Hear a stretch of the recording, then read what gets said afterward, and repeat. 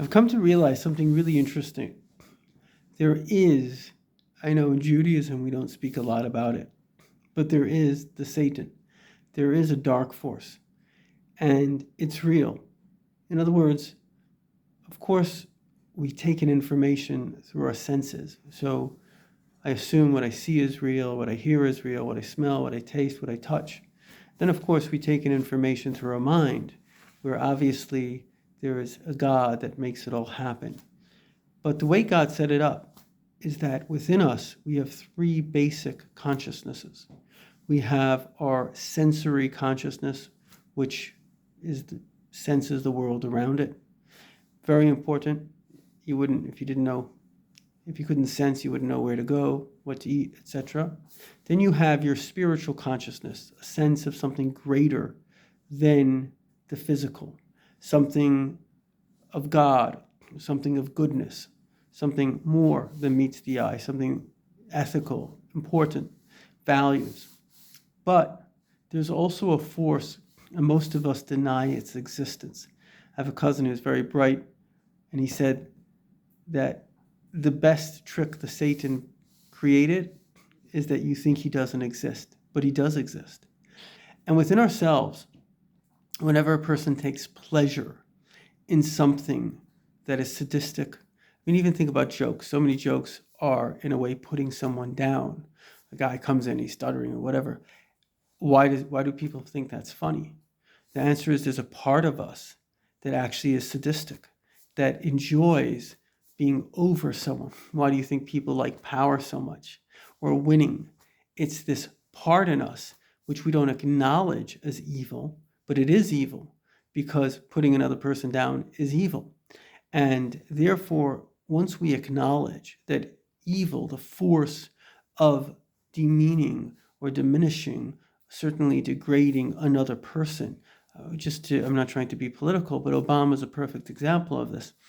Because on one hand, he looks like he's so righteous and he cares so much, but really, I was once in an apartment and there were a whole bunch of Hasidim that had come to our city. They needed a place to stay, and I had a couple of people in my apartment. And then I left that apartment and somebody else took over. Now, this guy, on one hand, had a big Facebook following and he had a lot of people, and he was condemning the community for not hosting these people. And yet, when he took over my apartment, instead of letting them stay, he kicked them all out. So people that are busy condemning other people, this radical movements, anti-Israel, anti-white, anti-America, anti, all those people, they're not there for the benefit of other people, not even for their own people. Hitler was anti-everybody. He wasn't a benefit for the Germans. What they're really is they're miserable people, and they're putting other people down. It's all an excuse to give themselves this sadistic pleasure of trying to feel better about themselves through putting someone else down. So once we acknowledge that we have these sides in us, we have a side of unconditional goodness, also that sensory side, and then we also have a side, and it's really not our essence because nobody's born in that way, but it's like this force that kind of connects to us. It's like an addiction. A person's not really born an addict, but they have a potential to become an addict because they have a desire for pleasure and not pain. So there's a force in us that as the spirituality in us and as our faith diminishes, and definitely as our misery and anxiety increases, we're much more prone to go into this negativity. And so once we understand that you could divide the world very neatly into positive and negative, and if you're on the positive side, you're a good person. And if you're on the negative side, you're a bad person.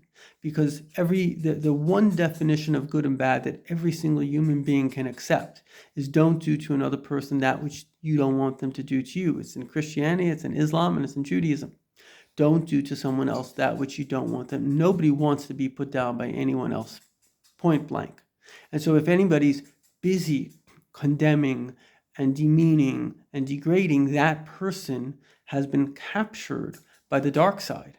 And they're basically just a force of that sadistic pleasure in them.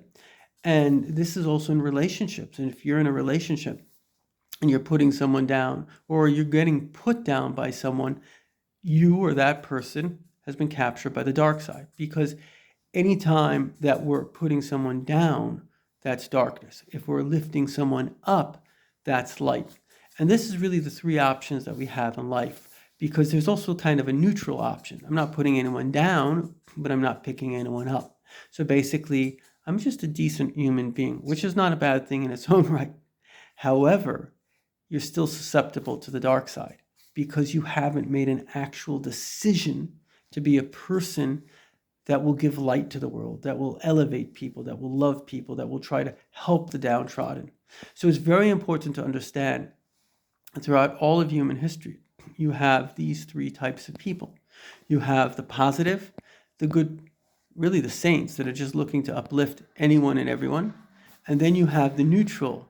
I'm not necessarily bad, but I'm not necessarily good. I'm just kind of surviving or just doing my thing. And then you have the negative, people that have been captured by the dark side, and they're so busy that they're so righteous, but all their righteousness is about seeing what's evil in someone else. It's all about putting someone else down. And let's just be part of the side of light.